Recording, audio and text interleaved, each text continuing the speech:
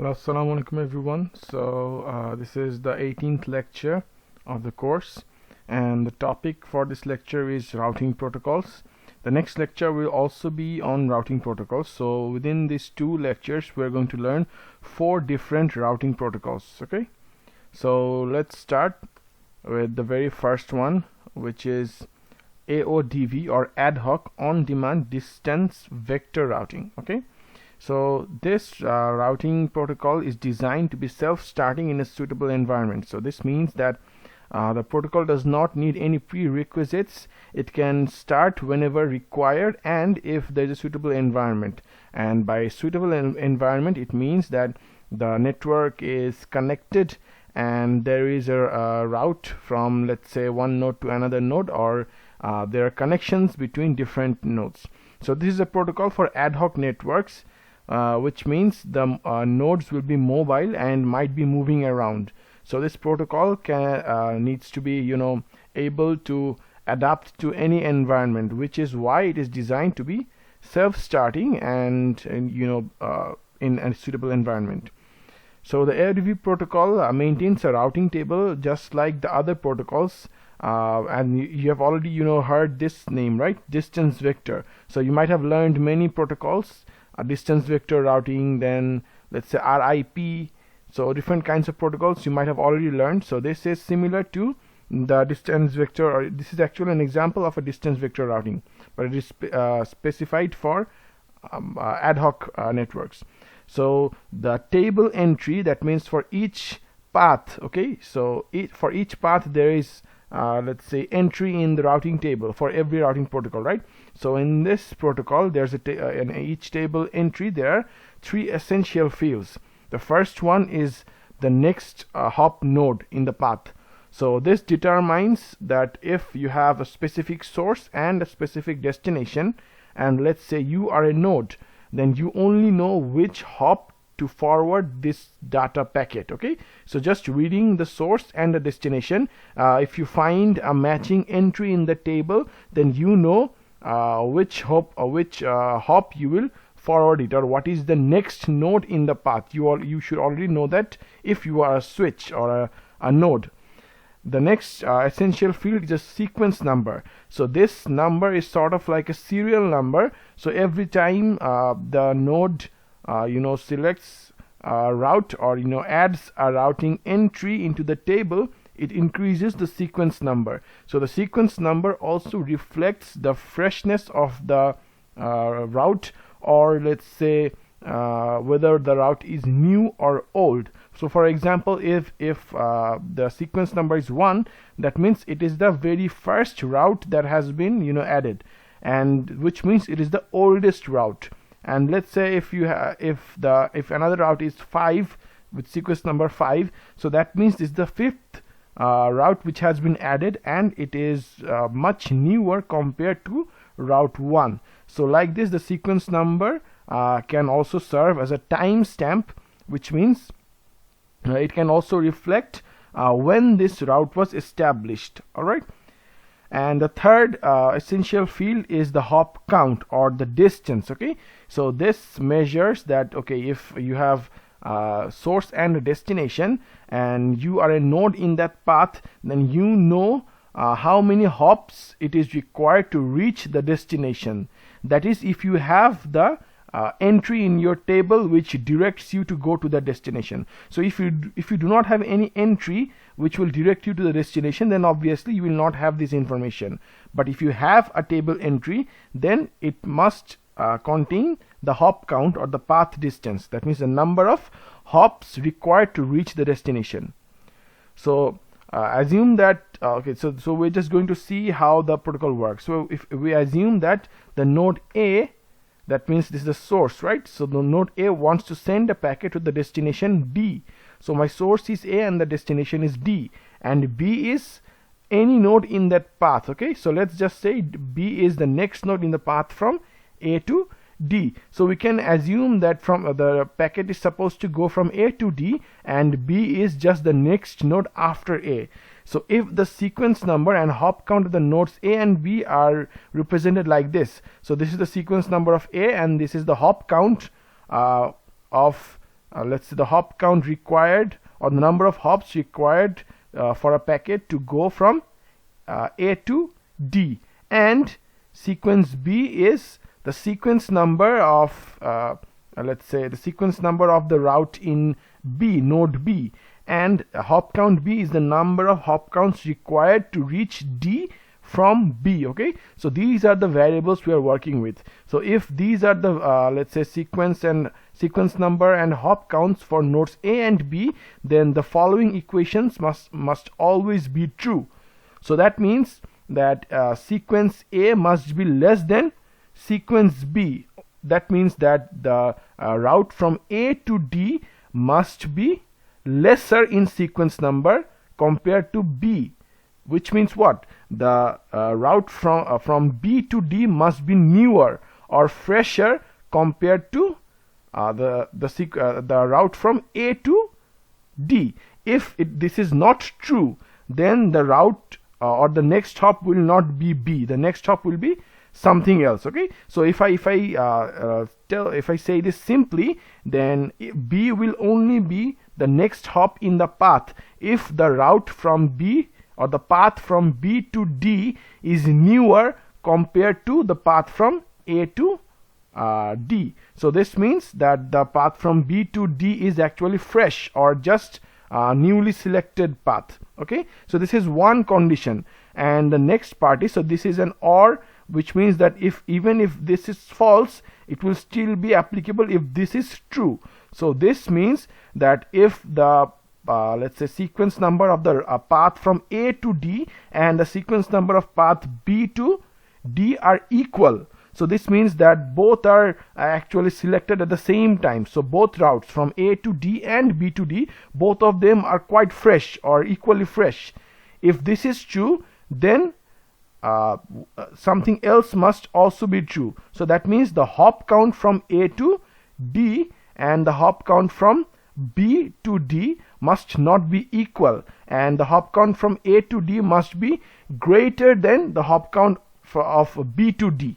So this means that the path from A to D must be shorter than the path from B to D. Otherwise, we will not select B as the next hop. So let me just say this. Let me just say the whole thing in a simple terms. So only B will be the next hop in the path if the route from B to D is either newer or fresher compared to the path from A to D. This is one condition. If this is true, then the next hop will be B.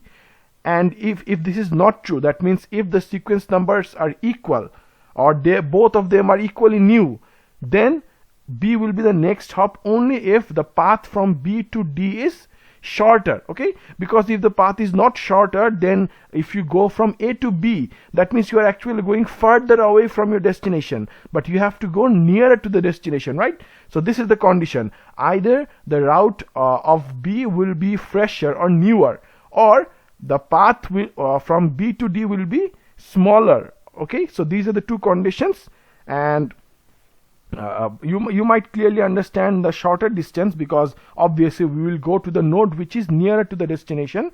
So this is pretty simple, but you might be confused about why we need a sequence number, okay, or why do we need a fresher route, or why do we need a newer route. So this is because sometimes the links between the two nodes might be broken, okay, or some nodes or links might be compromised. Okay, so whenever routes are compromised, then we have to understand whether the route that we have selected is old or not. Okay, because the newer routes are usually selected following the path where there is no failure, or where there is no compromised route, or compromised link or compromised node.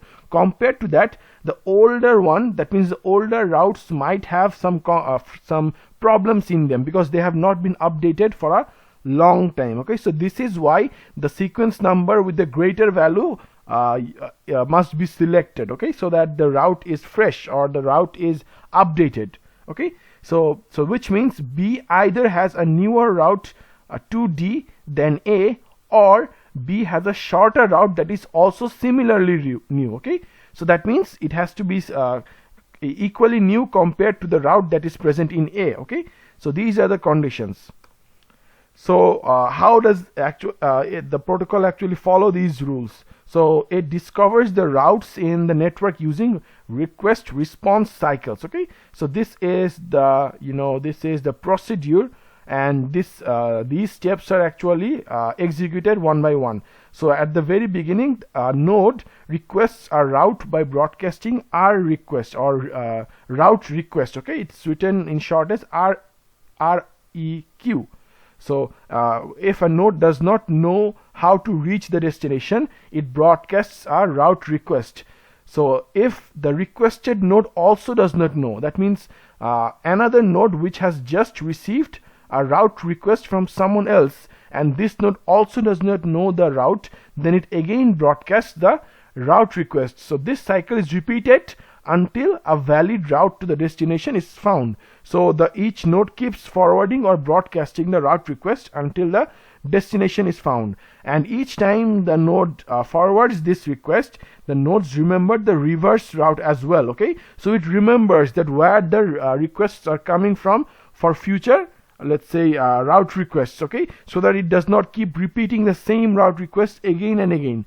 For example, let's say if A wants to send a route request to B and also to C, then C might forward the route request again to B, and B might do the duplicate broadcast for the same request. So to avoid that, the nodes remember the reverse route, and also let's say to compare the different route requests. So the destination when reached, only then the destination will return a route reply unicast. Okay, not a broadcast, because now the destination node knows where the request is coming from, so it will only forward it to the node which is a straight line in the path. Okay, so we are going to see an example.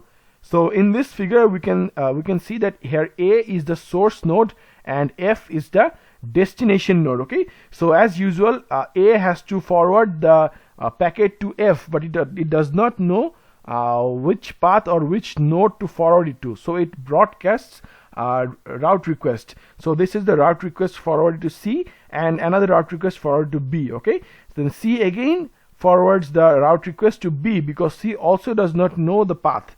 Then B forwards it to D, and D forwards it to E, G, and F, and also E and G also don't know the path, so they also forward the route request to F. Okay, now after getting the route request, F knows that he is the destination, so F can forward the route reply. Okay, because it knows that A is searching for F, but it will not broadcast it because it has the list of nodes who has forwarded the route request to F, so it knows which path is the shortest because it has the list of all the paths. For example, it has the request received from E and G and D, and obviously it has the list, and it sees the list that okay, D is sending it through G and also through E, so instead of sending it to E and G, F can directly forward it to D. Similarly, D forwards the route reply to B, and B forwards the route reply to A. So like this, after getting all the route replies, A knows that the next hop in the path is B, so it can forward the packet to B. Okay, so this is how actually the entire network updates all the let's say entries, and whenever it gets a new let's say packet, or it has to forward the packet to a new destination, then it starts this procedure. Okay, so this can also be said an on-demand routing protocol because it only searches for a path or a route whenever it has a packet with a new destination. Okay, otherwise it will not search for the path. Okay, so in this way the route reply message is used to trace back to the source and form a bidirectional route along the way. Okay, so this is another precondition: the links must be bidirectional, otherwise the route cannot be formed. Okay, and if there is a loss of connectivity to the next hop, it sends a route error. Okay, so this is a new type of message. So this message invalidates the nodes which receive the route reply for the mentioned hop. Okay, so this means that even if you received a route reply, that means you know that you have a valid path, but somehow if you receive a route error, then you will invalidate or erase that route reply. Okay, so that the path is again erased, you have to again search for a new path. Okay, so this is how actually the the old paths are discarded. Okay, so based on these three messages, that means the route request, route reply, and route error, the nodes update the three values: next hop, sequence, and hop count following the constraints shown before. Okay, so the next hop at the sequence number is updated as we get the route reply, and each time we get a new let's say route. Okay, so and the hop count is also updated like that, and whenever we get a route error message, we increase the sequence number for another newer route. Okay, so like this, the sequence number can signify which route is old and let's say obsolete, and which route is newer and updated. So next we're going to see another routing protocol, which is dynamic source routing. Okay, so this is the protocol for wireless mesh networks. Compared to that, the previous one was for ad hoc networks. Okay, so similar to AODV, just like the before one, it forms a route on demand when the transmitting node requests a route. Okay, so it does not form the routes all the time. Instead, it only asks or only performs the protocol or searches for a route whenever a new route is requested. Okay, or a new packet has arrived which is searching for destination, which is why it also forms a route on demand. But the difference between AODV and DSR is, or dynamic source routing is, it uses source routing instead of a routing table of each node. So in the previous scenario, each node uses a routing table, but here we use source routing. Okay, so what is source routing, or what is the difference between source routing and routing table, we're going to see now.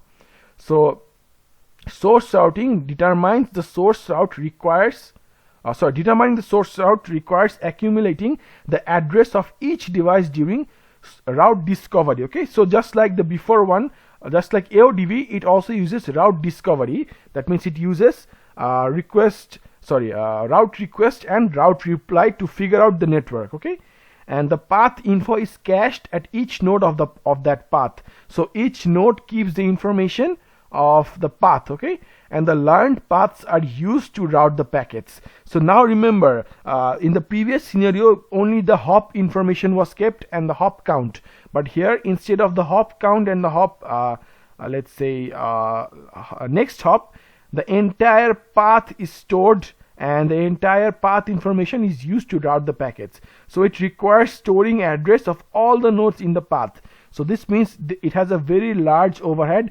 especially for IPv6, because IPv6 has larger addresses compared to IPv4. But there is an alternative which allows hop by hop flow ID forwarding. So this is hop by hop, and it is an alternative to the source routing. Okay, so using this hop by hop, the large overhead can be decreased somewhat. So all routing information is continually updated at every mobile node. And how is this updated? So these are the two major phases which is used to keep the routing information. One is the route discovery phase, and the second one is the route maintenance phase. Okay, so in the route discovery phase, the route request and route reply is used just like before. As for reply, there must be a path between destination to source. Obviously, without a path from the destination to source, you cannot find a viable route, and the links must be bidirectional to allow the path back. Okay, so you have to reach the destination and again you have to come back. So in order for this to happen, the links must be bidirectional. For a fatal transmission, that means that an impossible transmission, or with if a transmission failure occurs, then phase 2 uses route error packets generated by the concerned node, and it again starts route discovery from the beginning. Okay, so this is similar to the previous protocol, because it also uses the route error packet, but instead of just updating the route, it again starts route discovery of the entire network.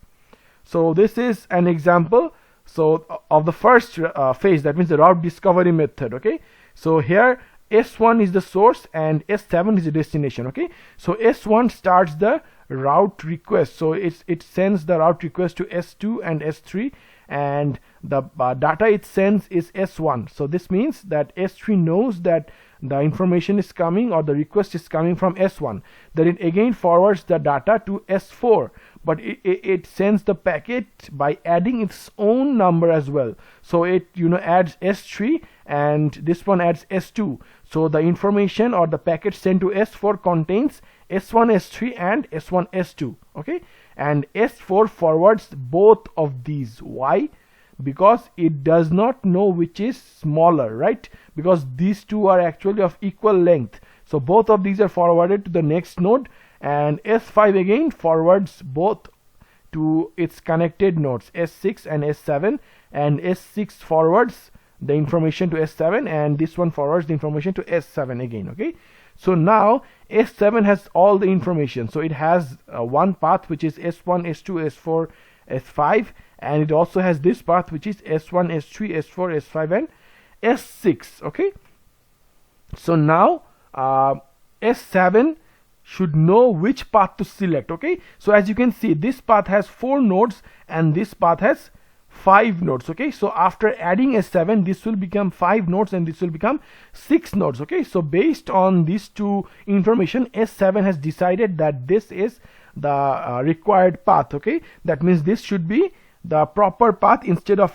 this one, because this is larger in size. Okay, so what it will do is it will forward this let's say information, which is the route reply. Okay, so in this route reply it will add all the paths and then it will forward it to S5. S5 will forward to S4, S4 will forward to S2, and S2 will forward it to S1. Okay, so as you can clearly see here, in the previous scenario only the, let's say, next hop information was forwarded, but here the entire path is being forwarded. So S1 knows the entire path through which it has to send the new data packet. Okay, so the first figure is of route discovery, and the second one is replying, or the route reply to send the route record, and each of the node keeps this route record. Okay, so these are the two references that I used for both of these protocols, and that was about it. So if you have any questions regarding these two protocols, please feel free to ask in the already mentioned platforms again and again.